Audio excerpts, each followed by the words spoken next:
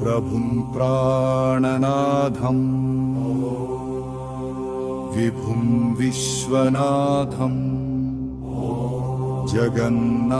जगन्नाथनाथं सदानन्दभाजम् भवद्भव्यभूतेश्वरं भूतनाथं शिवं शङ्करं शम्भुमीशानमीडे गलेरुण्डमालं तनौ सर्पजालं महाकालकालं गणेशादिपालं जटाजूटगङ्गोत्तरङ्गैर्विशालं शिवं शङ्करं शम्भुमीशानमीडे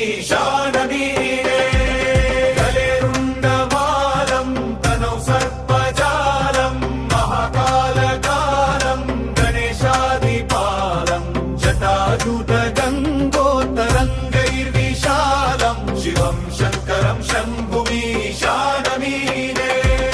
मुदामाकरं मण्डनं मण्डयन्तं महामण्डलं भस्मभूषाधरम् अनादिं ह्यपारं महामोहमारं शिवं शङ्करं शम्भुमीशानमीडे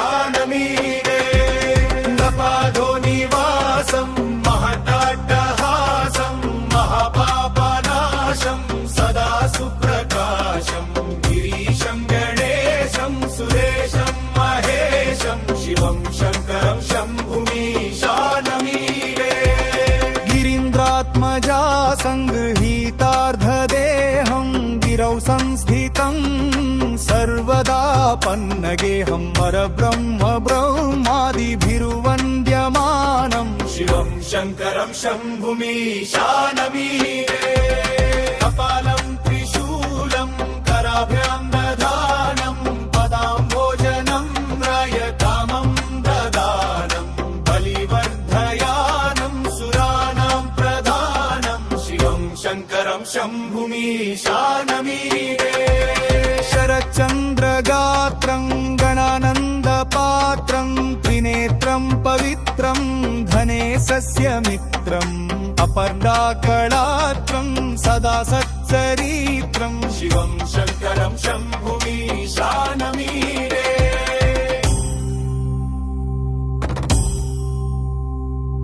हरं सर्पहारं चिताभूविहारं भवं वेदसारं सदा निर्विकारं श्मशाने वसन्तं मनोजं दहन्तं शिवं शङ्करं शम्भुमीशानमीडे